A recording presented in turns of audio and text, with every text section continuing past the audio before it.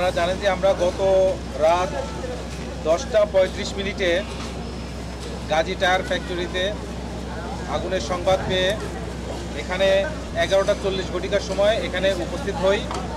এখানে আসার পরে আমরা দেখতে পাই যে এটি একটি টায়ারের ফ্যাক্টরি ছিল এবং এখানে আগুনটা পুরো ফ্যাক্টরিতে ছড়িয়ে পড়ে।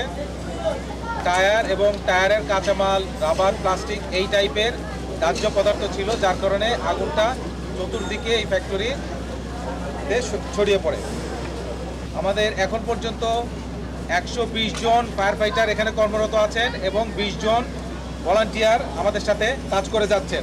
এখন পর্যন্ত আমরা সর্বমোট 14 জনকে উদ্ধার করতে পেরেছি। যে নিখোঁজের সংখ্যাটা আমরা এখনও পাইনি, তবে আগুন নেভানোর পরে এখানে আমরা সার্চ করে দেখে তারপরে আমরা বলতে পারবো যে কতজন এখানে